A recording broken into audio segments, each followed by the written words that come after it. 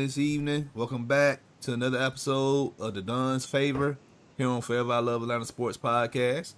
It's your boy The Don. I'm back with another Atlanta Falcons head coach scouting report.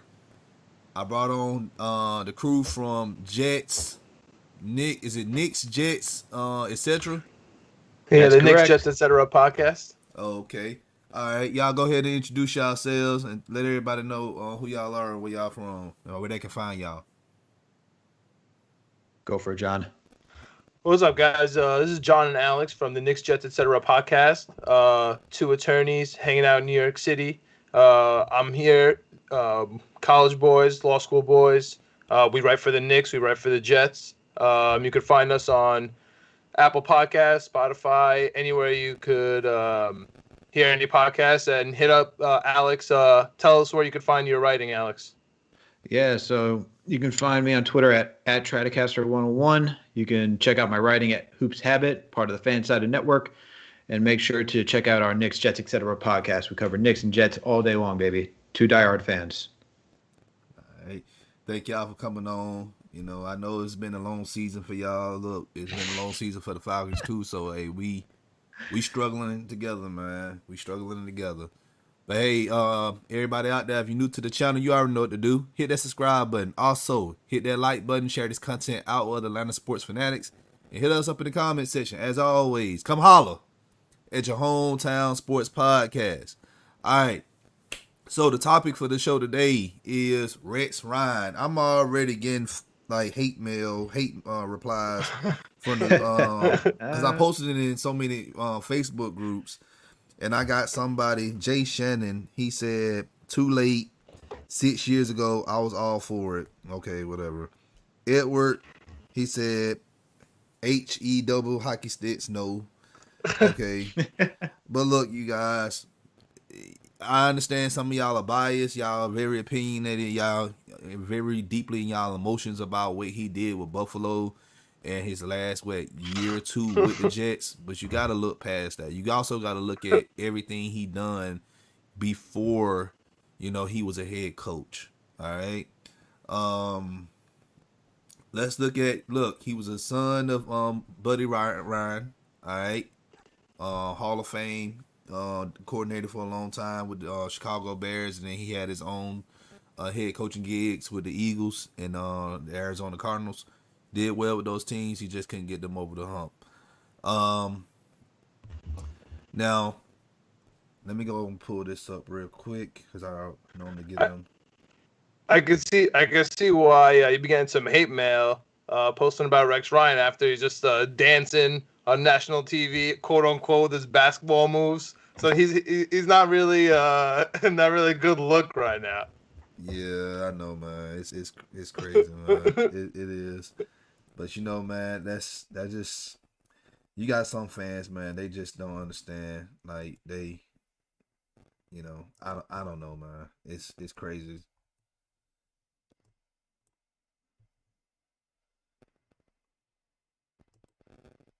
Mm-hmm.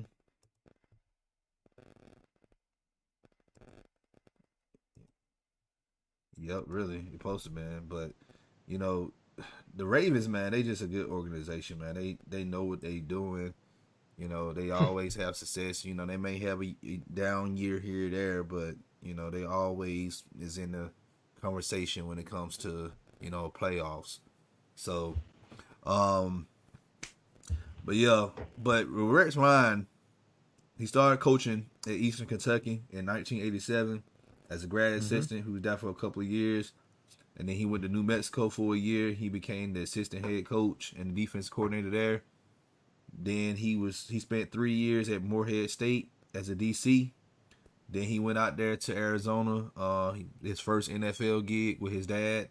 And his dad hired him on as a defensive line and linebackers coach. And truth be told, like that year, they was ranked third. His first year, they was ranked third in defense. This is according to Football Outsiders. The next year, they was ranked 14th. So they had a drop off, but and then they fired him. So he went back into the college ranks. He spent a couple of years at Cincinnati. For 96 and 97 as a DC. That was the time I believe he was he met Don Martindale, I believe, and everybody know I'm a big Don Martindale fan. So, hey. All right. And then he spent the year in '98 in Oklahoma as a DC, and then in '99 he went to Kansas State to be a DC. But hold on, here's the thing though. Guy by the name of Brian Billick called the man up and said, "Hey man, I got a DC spot for you. I need you to come to Baltimore, and help revive this team." He did that, and the rest is history for the Ravens, because when they hired Brian Billick and they hired Rex Ryan and Marvin Lewis was also the DC at the time, because Rex came in as a D-line coach. But the numbers don't lie. 1999, the Ravens was first in defense. 2000, the year they won the Super Bowl, they was second ranked in defense. 2001, they was ranked fifth. Let me put these. I think they allowed like 20. I think they allowed like 20 points that entire playoff run versus the Giants in the Super Bowl. Like literally no points scored in them at all during that whole run. Yeah. And guess who they quarterback? They quarterback with Trent Dilfer. Like yeah. They worst really, quarterback. Go ahead. Well, I'm pretty sure.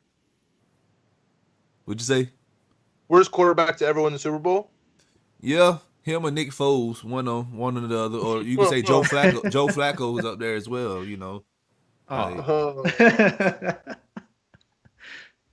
But yeah, let me pull this up too. Here's the list, you guys. And like I said, the numbers don't lie. All right, we know the Ravens back then had a great defense led by Ray Lewis. Then you had Ed his name. What was the safety name? Ed Reed. Yeah. So, all right. That's two, and like that's. I know you want to get into it, but that's the beauty of Rex Ryan. He's such a player's coach. Everyone loves him, that he brings, a Hall of Famer like Ed Reed to, let's be real, a poverty organization like the New York Jets. You know what I mean? At the end of his career. Exactly. Yeah. Yep. All right.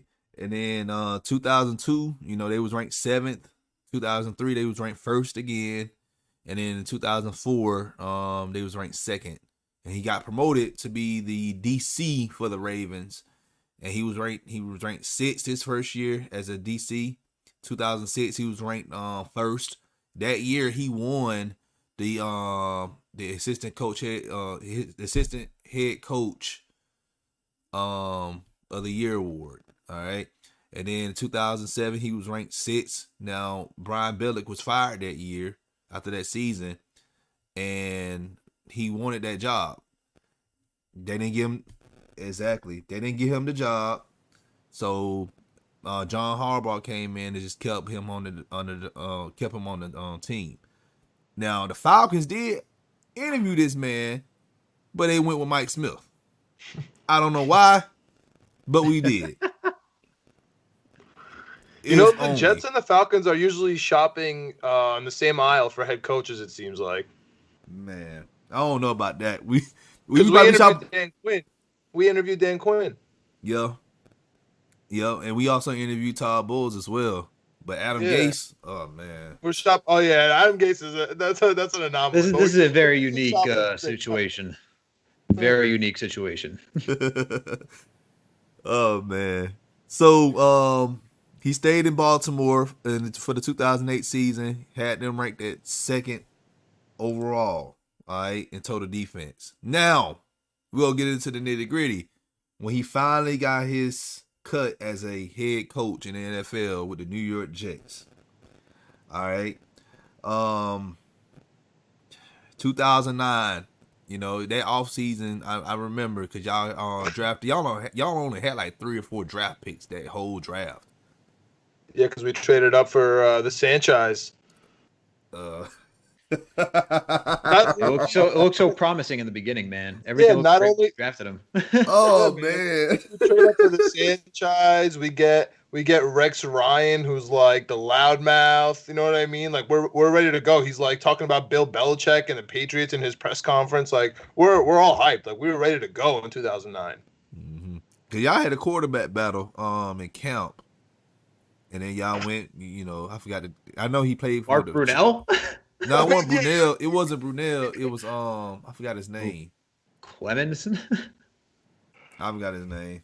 It don't matter. But I remember he came from he played for San Diego after he left you guys, I believe. He was drafted in the second round. I forgot.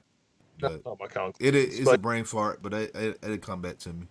Okay, all right. But y'all had Sanchez, but let's look at the defense though. Y'all was ranked like first that year in 2009. Now the year before, y'all was ranked 16th. Mm-hmm. So yeah, I mean Rex Ryan. Yeah, I mean, look, Rex Ryan was known for creating those exotic blitz packages, right? He gives you different looks. He knows how to mask his secondary. It also helps when you don't have to worry about one guy, Darrelle Revis. Like, we got to be a little honest there. Like, Revis, you could just throw on anyone. He followed your number one wide receiver left and right. So, to be fair to Rex, he had one of the best cornerbacks in the league. Mm-hmm. And probably in the NFL history. Exactly. You're not lying, man. You're not lying. And I'm gonna give you a shout out to people in the chat. Ultra Shadow, what's good, man? He said, "I love to have Rex Ryan here in Atlanta. I wish we'd have hired him back in 2015. Yeah, we should have did that." Knight, what's good? He said it would definitely be nice if it happens, and he said he's down with that. Oliver, was good? Has Rex Ryan ever been talked about as a possibility? Yeah, we interviewed him in 2008. And we also interviewed him in 2015, but something had happened with Arthur Blank's mom. And I guess Rex never came back. So that's why. But I think him and Arthur Blank are still close with each other. So if the occasion's risen, he may end up getting called in. Because I think Rex do want to get back into coaching. It's just he's not finna just hop on any team. He's going to go to a team that's going to treat him right, because he done got burnt like 2 times with two teams. So. Yeah, I mean, I would say he got a long enough tenure with the Jets to be honest. By the end, I mean, it didn't help with Idzik, and I think everyone was just tired of just someone giving a lot of promises and no action after a few years. I mean, he went 8-8 and then went 4-12 the following year. So it's kind of hard that you can talk with such a big bravado and then nothing happened. So I understand. We gave him 6 years, 5-6 years, somewhere around there, maybe longer. Well, I mean, to be fair to Rex, I mean, he came in and he won his first 3 games as a head coach, which was the first time since the year 2000 for the Jets that happened. Mm-hmm. He was coming in after Eric Mangini, who was supposed to be, mini Billy Belichick, you know what I mean, for the Jets.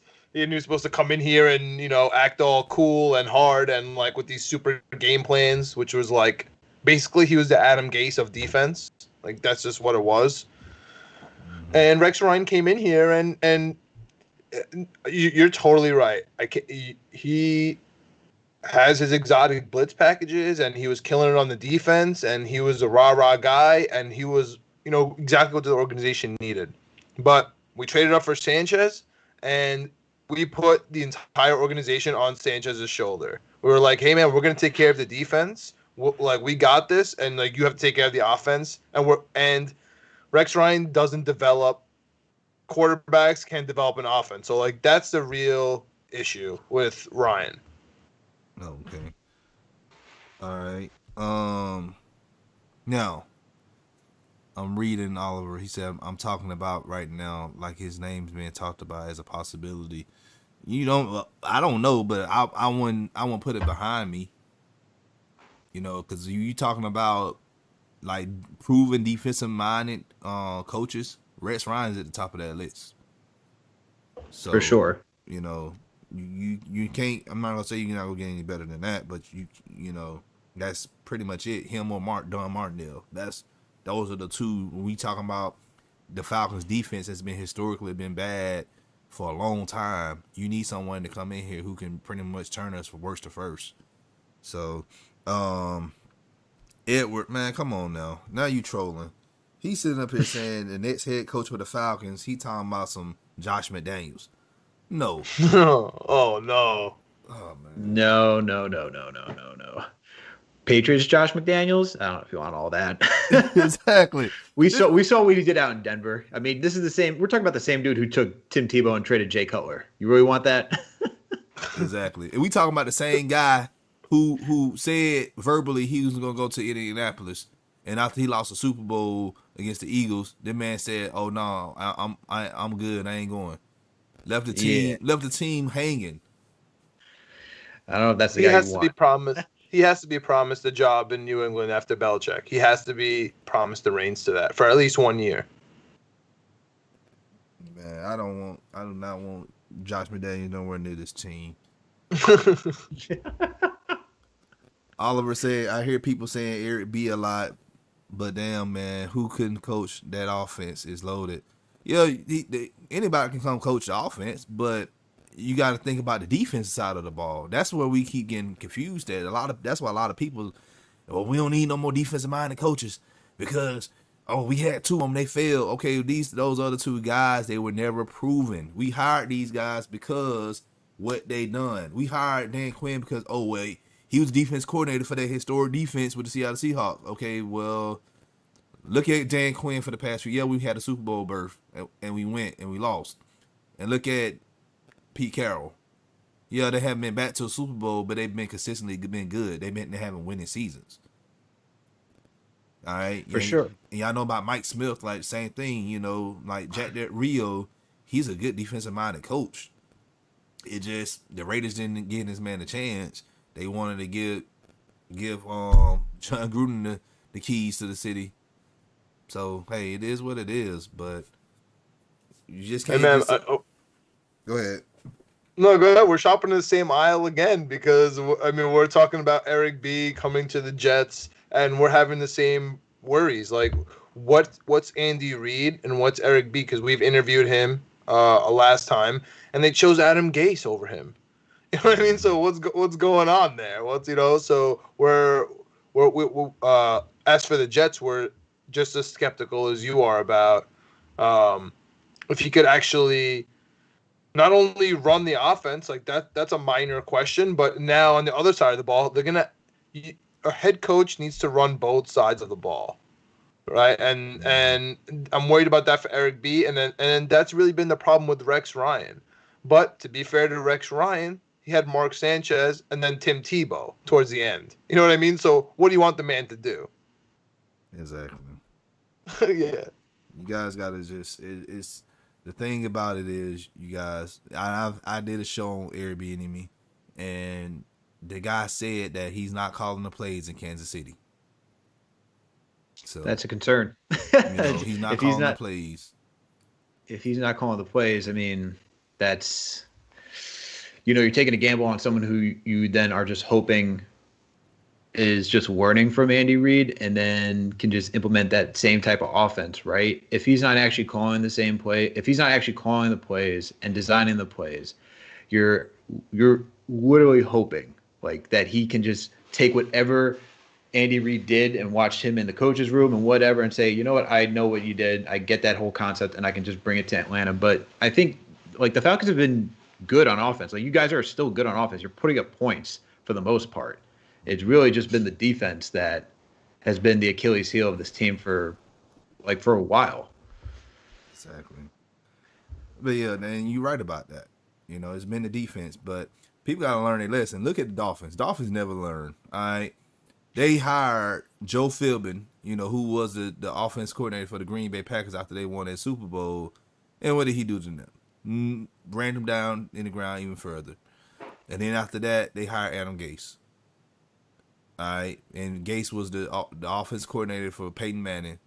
And come on now, Peyton Manning really at that point in his career did not need an offense coordinator. Look, man, I've been saying this on our podcast day in and day out. I want to know what Adam Gase has on Peyton Manning. He has to have some serious dirt, man, because there's no way you're just referring this guy to every single team, to the Bears, to the Dolphins, to the Jets. Everyone's been calling up Peyton Manning like, hey, is this guy good? Oh, yeah. This taking offense to a whole new territory. Whatever you want to say. I don't even care what that line is. Hyperdrive, baby. Hyperdrive. Hyperdrive, whatever it is. Jesus. I can't. It really bothers me. Well, I know he ain't no worse than Dirk Cutter. We got Cutter as our OC, and we putting up points.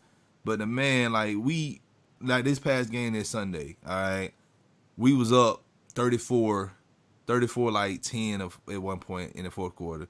This man still throwing the ball. I'm I like, was worried. I was worried, dude. I'm not gonna lie. I was watching that game. I was worried. I was worried the Falcons were gonna keep leaking that lead away. yeah, cause I'm saying like run the clock down. It's just man. I was worried, dude. I was worried. But yeah, but like, so y'all had back to Reds. Y'all had back to back AFC appearances, and that was like a first in in y'all history. And I feel like really technically y'all should have won in 2009.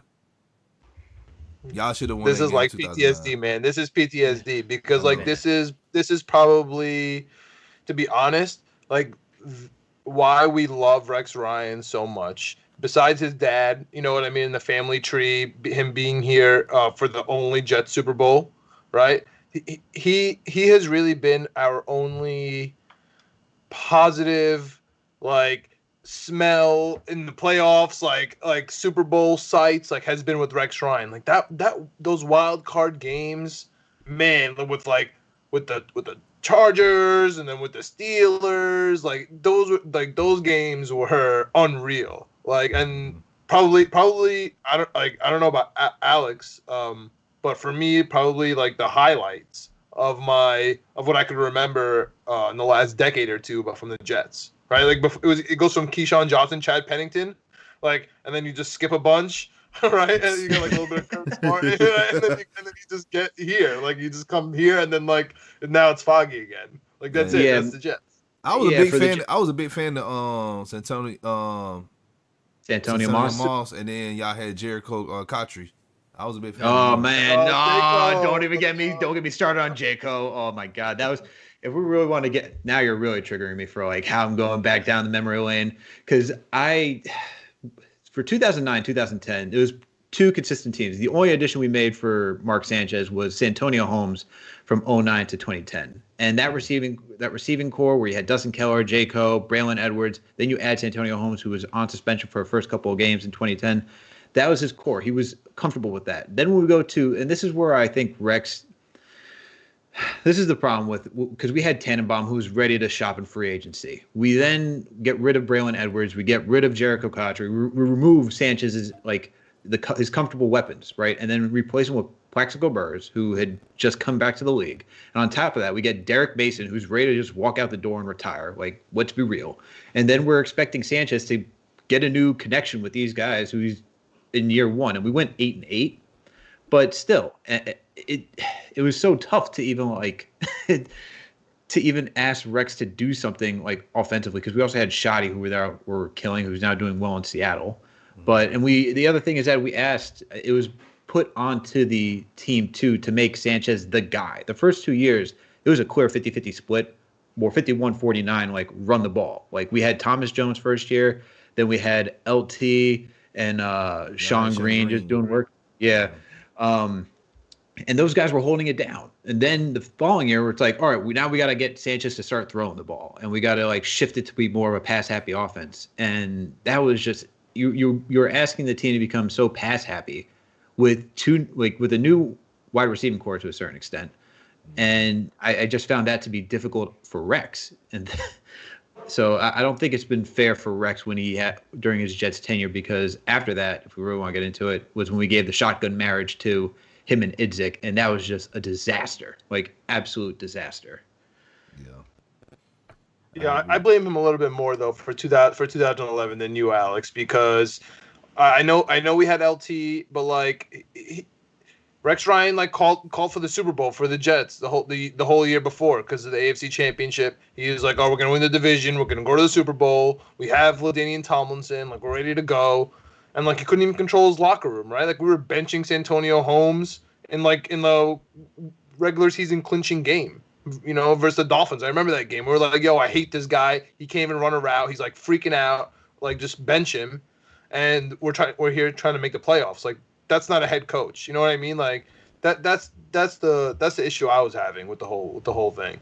Yeah, but to like and this is where it goes to like Rex and trying to like he wants to be friends with everybody, and I think you can't do that as a head coach. You can't be friends with everybody, and you have to make some tough decisions. The first 2 years there were no captains. There were just game day captains. Like no one had a C on their chest. No one. And then that following year, he was like Mark Sanchez getting a C and Santonio Holmes is getting a C, and players are just like you look at David Harris, Bart Scott, you look at Jim Leonard, Eric Smith, Nick Mangold, DeBrickashaw Ferguson. You're just like, really? These two guys are deserving of a C right now? Like, Mark Sanchez really hasn't done that much yet. Like, he's been a game manager the first 2 years. And Antonio's been on a team for one season and didn't even play a full season with us yet. So people were upset. It was a difficult locker room that year. And that's, for 2011, was probably like the most you can get on Rex for a year. I could agree with you on that, John. But I think for the remaining time he's been there, especially once we got rid of Tannenbaum and brought in Idzik, It's horrendous. All right. Let me get back in the chat. Oliver, man, you've been active, man. Appreciate you, man. He said, I hear people say Eric B a lot, but damn, man, who couldn't coach that offense is low? Oh, you said it already. He said, I hope Carter's gone after this year and whatever head coach we hire doesn't want to keep him. Oh, he's not staying, man. He's not staying. Knight, he said, yep, the defense is the main problem with the team. What's good, Z? Oliver said, next year we got to go to a 3-4-D. We kind of play a 34 right now anyway. But if you hire Rex or Don Martindale, they play 3-4. So yeah, for sure. Exclusive. Exactly. And he said, put Keanu Neal at linebacker. I don't think Keanu Neal's coming back because of injuries, and we do not want to pay this man. The man needs to be a linebacker. He ain't cutting it as a strong safety. I agree, but he's not going to be a strong safety on this team because the cap space and he's injury prone. He's not coming back because we gave him his 5th-year option. So this is it. And we're not giving him a new contract. Ricardo Allen is not coming back neither. You don't want to pay somebody market value for somebody who's not really, putting up good numbers for the team. You can get the same production out of him as a rookie or a young player for the cheap. Ted, what's good, man? He said, I'm fine with keeping Raheem the coach if we can get new OC. But if he don't want to get rid of, man, no, we're not keeping over anymore. But the man almost lost the game. Got left Sunday. What's wrong with y'all? Yeah. You gotta raise the bar a little bit. Exactly. Man. Like, come on, y'all. Let's. Do y'all want to win or y'all want to just be mediocre and still be the laughing stock of the doggone league? Don't worry about that. You're not the laughing stock. Yeah, right? we're holding that down. Don't worry, we got that for you guys. Don't worry, we're 0-9 for a reason. Man, just being a Falcon fan, man, we just been. I be forgetting how bad other teams are now too. Oh man, it has been quite a season for us. To be quite honest, John and I did our way too early predictions. John had 9-7, I had 7-9, and we are nowhere near close to. Y'all have lost 9 games. Like, I know. Well, I thought we were going to produce a football team with a head coach that was going to, have a game plan. I'm the dummy here. I'll take that. Man, y'all got Adam Gase as y'all head coach. That's not happening, man. He fell back. He fell backwards to 7-9 in with the Dolphins. So I thought it would just happen again. He fooled us at the end of last year, man. We won 6 games at the end of last season. We're like, okay. Maybe with Sam Darnold, healthy without mono, this is a real thing and we could be a real team. But nope. Still haven't won a game since last season. Still waiting on that 6-game win streak to come to fruition from last season. Exactly. So Oliver said, I like Raheem, but we got to switch it up, man. He got to go too. Yeah, we got to get rid of everybody, man. Just fire everybody. Only person you keep. I think you keep Greg Knapp, the quarterback coach, because him and Matt Ryan got that chemistry. You want to keep that, and that's it. if they want to keep Jeff Ulrich as the linebackers coach, because I think he's doing a good job with the linebackers, you can keep him. But that strength and conditioning coach, that strength and conditioning people, they got to go too. We haven't had too many injuries. All right. He said he's happy that we waived Tack. What's good, Caden? Go Falcons, rise up, man. He said, Ultra Shadow, he said, I agree. Every coach from DQ area needs to go. Yes. Knight said, get a new coaching staff. I agree. We need a new culture. Yes, that's right. Ultra Shadow. Oliver said, questions for you guys. He said, Trevor Fields or the BYU guy. Oof. You also got Trey Lance from North Dakota State as well. So I was gonna say well, first of all, I just don't trust Ohio State quarterbacks in the NFL because they just never produce. So you telling me Ohio State quarterback NFL? No, thank you. Thank you. I'm a Michigan fan. I'm a Michigan fan too. So yeah, I agree with so that speaks. So I'm talking your heartstrings there. But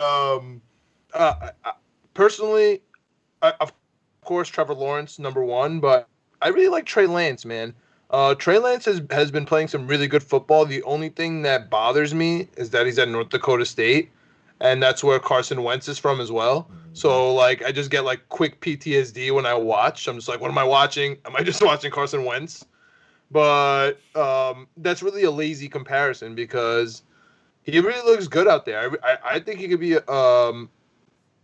if he was on a real team that was designed around him, like Kyler Murray, I think he could be, a poor man's Kyler Murray and maybe develop into him, Mm-hmm. A lot of people sleeping on that quarterback for Memphis too. I forgot his name, but he's looking real good. Real good. I gotta look him up. I'll find his name here in a second. It's not Brady. It's not Brady White, is it? I think so. Let me see. I think it is Brady White. He had a good game. It's Brady White. Yeah. Okay, that's what I thought. Yeah, Memphis again worries me. It's when it comes to college, it really. I mean, for me, it's so difficult to figure out who's going to be able to switch from a college offense to a pro style. Like, for example, Justin Herbert. That his big knock on him coming out was, he's not going to be able to pick up a huddle. He's never called a huddle in college. He's not going to know what to do against a real NFL defense. The guy's been murdering since the first snap he got. You know what I mean? Mm-hmm. All right.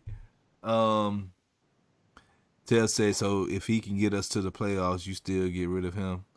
Like, bro, if we do go to the playoffs, it's going to be by default because of they expanded the playoffs. So it's just like pretty much it's pretty much just giving a participation trophy at this point. Like I don't see him winning. Falcons to the playoffs. Exactly. Like I don't see this. I don't see us winning out like that. Like we still got to play the Chiefs. We still got to play the Chargers. We still got to play Oakland. We still got to play the Saints 2 times. I know the Bucks didn't look good a couple of days ago. We still got to play them too as well. I think you'll be underdogs in every single one of those games except for the Raiders. Yeah. You said Raiders? Yeah, I think. Wow. I don't see the Falcons winning even half those games. Yeah, I say right now, man, we'll be lucky to go 6-10. 6-10 is our ceiling right now, or 7-9 again. All right. My boy Travis was good, man. He said, for the Jets guys, do you guys think that Rex could be our difference maker to turn our team around? I definitely think he could be a good step in the right direction. It depends who you're pairing him on the offensive side of the ball. That's what I'm going to tell you. If you're pairing Rex with someone who can groom a quarterback, call the offense very well, I got a lot of faith in Rex to turn the Falcons around, to make them competitive. If you ask me to predict a Super Bowl, I can't do that, but he'll definitely make them competitive. Well, even with a trash offense for a while, that defense was holding us in games. Even when we went 4-12, the only reason that we went 4-12 is because the offense couldn't stay on the field long enough to give the defense a break. You'll get that out of him, especially defensively. Defensively, you'll get probably the best thing you've ever had for the Falcons. Offense, it just comes down to who's working with him. Yeah, my answer to that is what is your trust level on Matt Ryan, Todd Gurley, Julio Jones, and your offensive line? Because he's not going to do a single thing on that side of the ball. So if you think you're all set there and you can bring in an offensive coordinator and he'll take care of it, you know what I mean? It's just like you need an extra player here, some schematics there, and you'll be good to go. Then Rex Ryan is your man. He's your rah-rah guy. He's going to get your team hyped to go. He's going to get the defense. Honestly, he used to give big Bill Belichick headaches. You know what I mean? He gave Peyton Manning headaches when he's playing defense. So he's going to hold the defense down, even if you don't have players that are good enough, honestly, which is really nice to have. But the offense, like you're going to have to carry him. So it really depends on how you guys feel about Matt Ryan and the squad. All right. He also said we have a quarterback. Our offense hasn't been an issue. We need the defense. Then yeah. If like I said, as long as you get that offensive coordinator, you'll be fine. That's it. Yeah, and this is my person for off OC. I know a lot of people might not like him or ever heard of the man, but I like Dino Babers, the Syracuse head coach. Okay. I think he'd be good in the NFL. Interesting. As a head coach. As a head coach or OC. Why do you say that? Like, what has shown you that he can do that? Just because I know Syracuse is not looking good right now, but you got to think about it. Who's really jumping to go to Syracuse? I mean, no. The one thing I'll give you for Syracuse this season specifically is their injuries have been insane. Yeah. They like, you can't even imagine how many injuries they've had, and they've been putting up pretty decent games, covering spreads. You know what I mean? So doing better than what people expect.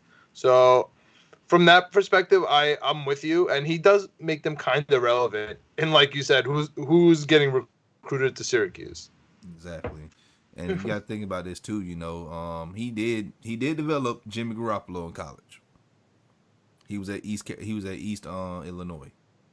So okay, you know, but I just think go ahead. What are your feelings on Jimmy G? Jimmy Garoppolo? Yeah. I think he's good, but I just don't think he's in that right system with Kyle Shanahan. Interesting. That's just my opinion. I just think Kyle is good. I think people think Kyle is just this good offensive minded person. He's all right. No. I was about to ask you because you're at Atlanta. I know, and I don't like him like that. Just to be honest with you, but I'm just, I'm gonna call a spade a spade. You know, he's an okay offensive minded coach, but let's be real. Yeah, they went to the Super Bowl last year, but it wasn't because of the offense. It was because of the defense. The defense played lights out, and we've been trying to tell people that, and people are like, no, Kyle Shanahan. I'm like, Jimmy Garoppolo did not put up nowhere near the numbers that Matt Ryan did in 2016. And people got to think about it too. In 2015, when he first came, that was like Matt Ryan's worst statistics year. So you had his worst year, and then you had his best year. And guess what? Matt Ryan matched that same number, the same stats that he had in 2016 and 2018 with Steve Sarkisian. Yeah. Yeah, because I feel like for Matt Ryan, it always takes him 2 years to get comfortable with the new OC. That's just what I see. Mm-hmm. And then, like I said, for people listening, Matt Ryan has never been the problem. You have an elite quarterback here, and he's not showing any signs of slowing down. He played a great game this past Sunday. So, like I said, if Rex Ryan or anybody who has the knowledge of, of a quarterback, they would leave Matt Ryan alone. You can't touch him anyway because of the cap, and you just build your defense up. He said that Travis said, "Is Rex truly a hard-nosed, no-nonsense coach? I'm tired of having players coaches." That's a good point. But my counter to that is he's never had a defense ranked in 6th overall. Never worse than 6th overall. ever. So call it what you want. It works. Mm-hmm. All right. Ultra Shadow said Matt Ryan made Kyle Shanahan. Yeah, I agree, because nobody was knocking on Kyle Shanahan's door before 2016 asking him to be a head coach. And he got ran out of Cleveland and Washington, by the way. Oliver said Quinn just wanted to be best friends with everyone. It was annoying. Yeah, I agree. All right. So I'm going to ask y'all this question. And I don't know if y'all, I'm pretty sure y'all alluded to it already or not. Was it his fault, or was it the GM fault or front office fault that the team failed under Rex? Was it Rex's own fault, or was it the GM? Oh, man, I think it's split down the middle, because I think you have to split his tenure like in half. Like the first half, I would say personally, it was his fault for not being able to develop the offense, right? Like he just wasn't able to get Sanchez and the offense over the hump, but the defense was killer. And then the second half, then the defense was killer, but the GM just took him, down the drain, where now we're starting to put in Tim Tebow. We don't know if we're paying Revis. Things are happening. The locker room's out of control. Antonio Holmes is not running routes that are called. Things are just insane. LT's coming in here saying that Rex Ryan's ruining the locker room because he's promising us Super Bowls. Like, things were weird. So I would say the first half was a little bit more of him not being able to develop the offense, which if you guys have a quarterback, you're all set. And the second half, I would say the GM really was not able to put him in a position to win. He was just collecting draft picks. That's the Idzik way. So my response is that I would probably go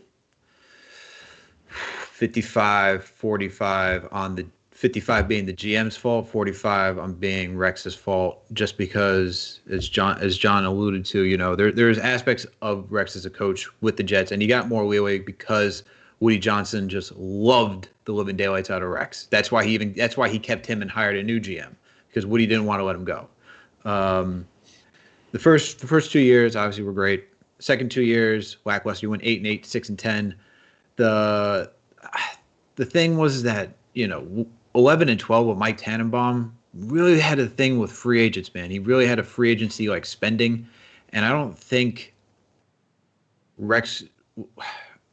they were really working together in a cohesive way to look for what they needed. Like we had who was it, Tony Sperano, right? As the OC in 2012.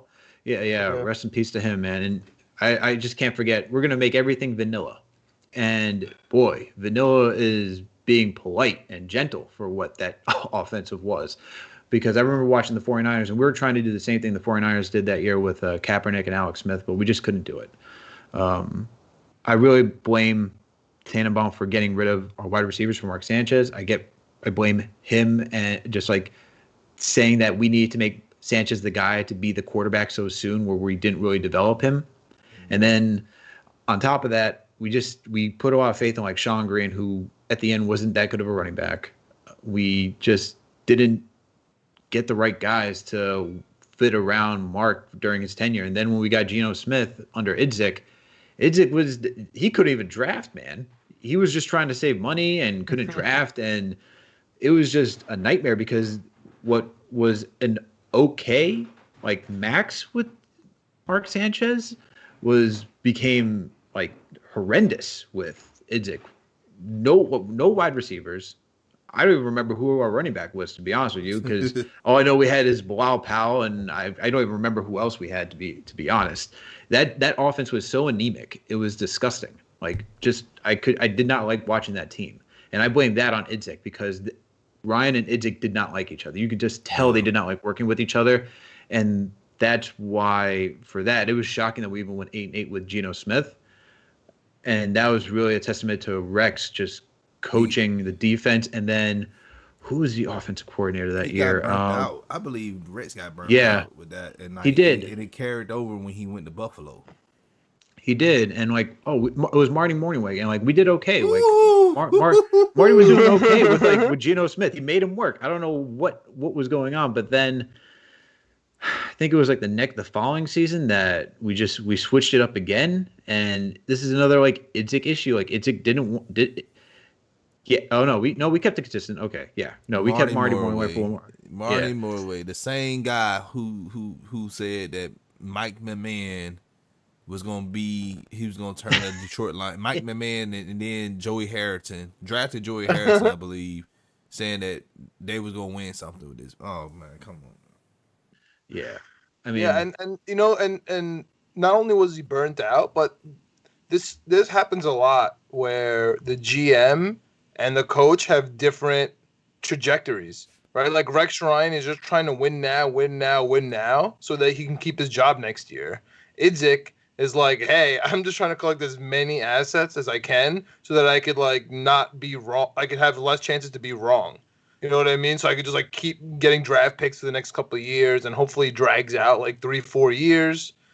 You know what I mean? So that is always the problem when you have two different two different I guess philosophies in your front office and on the sidelines. This is why your GM and your head coach got to have that symbiotic relationship, because if not, it's always going to be a power struggle. Like I think with Thomas Dimitroff and Dan Quinn, even when we had Mike Smith and TD was here, because TD, his philosophy was he wanted to build this offensive juggernaut in Atlanta. All right. And he said, well, I just bring in some defensive minded head coaches. And, well, they not really defensive minded, but they're not proven defensive minded head coaches. And have them, I guess, coach up a defense. And it didn't work. Too much talent on this team for us to not had multiple Super Bowl appearances or even capture at least one or two of those Super Bowls. Which you have a guy like Matt Ryan and you got Julio Jones, but hey, needless to say. And we know everybody know, and like I'm keep getting a lot of hate replies. Well, we don't need him, man. He talk too much, and yeah, he's an alpha male. He doesn't have any filter. That's the type of coach he is. But hey, we need somebody really to come in here and change the culture of this locker room because this team is so soft. We're so soft. And I remember when he was coaching the Jets, like y'all wasn't a soft team. Like when we seen y'all come out there in that green and white, oh man, we knew y'all was about to take no prisoners that day. Oh man, those are good old days. You're making me feel good. Those are just memories at this point. Yeah, but I mean, I kind of know what you mean because let's move on a little bit where it's like Rex Ryan's down Buffalo, and they didn't really have a team, and he was able to put together a squad over there, get them hyped, and for example, like I know you kind of mentioned it in the very, very beginning, but I mean, I was at that game where that regular season game where we were on the 6-game winning streak with Fitzpatrick, and I went to Buffalo to watch that game where Rex Ryan said it was their Super Bowl, right? So he made a team who had no care or no stake in the game for that Week 17 game in a cold Buffalo versus division, rival who is on a hot streak and desperate for the win to make the playoffs. And he came out firing, killed Fitzpatrick, knew our plays. You know what I mean? So he definitely gets the team ready to play, which, man, I miss that in a head coach, if I'm being honest. Yeah, I feel you. Yeah, he definitely does. I just to add on to that, like, he got fired before the last game. I think he would have gone 8-8 again. And we were talking about an offensively challenged Buffalo team, and he still got them to go 8-8 for, had a solid defense. Once again, Falcons have solid offense. It's the defense. So if you want a lights out defense, look what Rex Ryan did with Buffalo. Got him. He would have gone 8-8 again if he didn't get fired before the last game of that season. Yeah, I agree with you, man.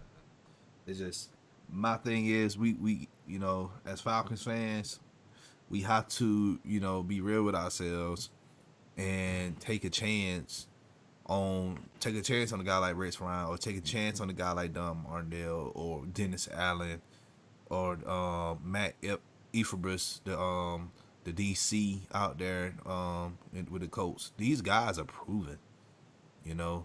Tev, what's good? He said, I miss your answer too. If Raheem take us to the playoffs, would you still want him gone? Look, if we get in the playoffs, all right.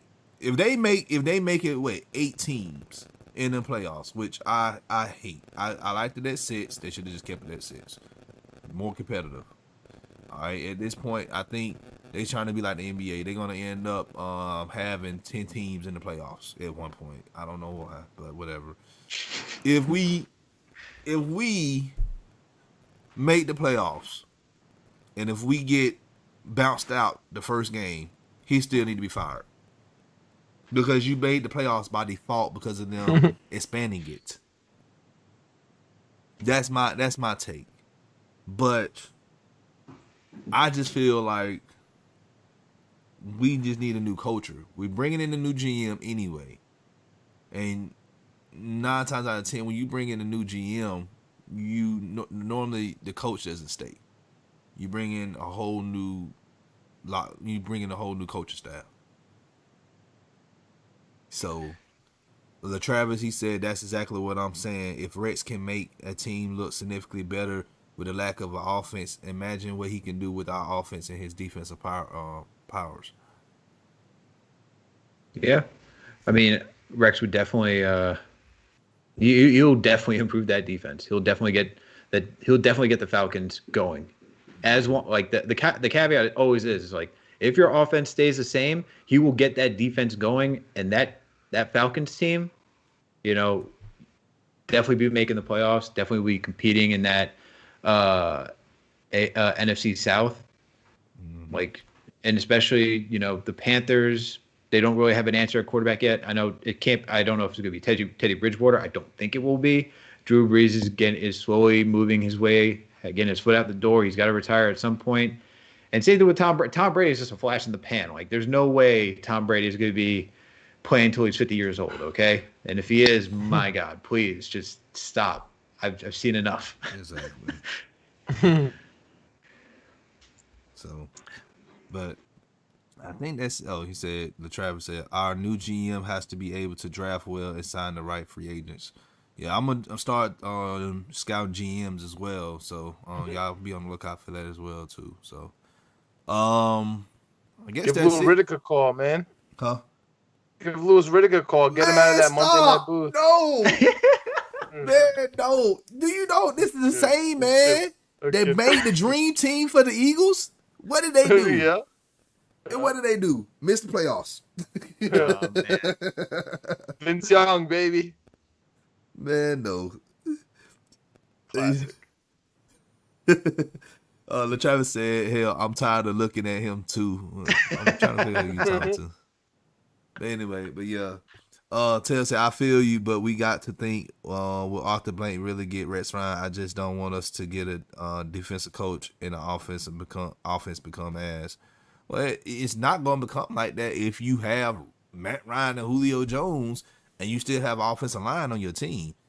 The Travis said Patriots was guaranteed 6 wins in y'all division while Brady in y'all division. Well, he said when y'all had Brady. So yeah, that was true. So, but hey, I appreciate y'all coming on. Once again, we're gonna go ahead and close out the show. Once again, let everybody know who y'all are, where they can find y'all content. Yeah, all thanks right. for having us, man. Alex, No problem. let us know where they can find us, dude.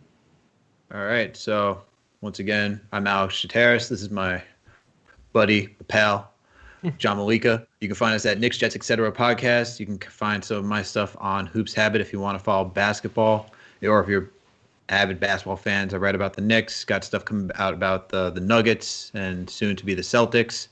Yeah, that's where you can find me, and you can find John. Yeah, you could just my Twitter at jmalika. Hit us up. We got the NBA draft coming soon too. And then NFL draft. That's all we do, man. All we do is care about the draft and new head coaches and GMs. So That's all y'all we're with you, Falcons fans. Don't worry, we're right there. Knicks, Jets, Hawks. Like we're right there. Like six pick. You guys are trying to trade out. Like we're in the same boat. Yeah, we're trying to figure everything out. All right. Everybody in the chat, I appreciate y'all joining us tonight. Hey, if you're watching this show at a later time, let us know your feelings about Rex Ryan. I already know y'all been giving me a hard time on Facebook about it, but hey, it is what it is. But yeah, but let us know in the comments how y'all feel about Rex Ryan. Do y'all think that'd be a good pickup, or do y'all think no, stay away from that, or y'all want to say, we need to look at some other people or whatnot. But hey, appreciate y'all joining. Last question. Last question. You got Bowles over Ryan? You talking about Rex Ryan? Yeah, like Todd Bowles or Rex Ryan. Which one are you taking right now? This is who I have. Don Martindale is number one. Then Rex Ryan. Then I think I got Dennis Allen. So okay. I don't have Bowles over Ryan. Okay. All right. I would say it's more likely Todd Bowles gets a job before Rex Ryan, just because he's currently still working as a D coordinator, and like you said, Tom Brady's gonna phase out.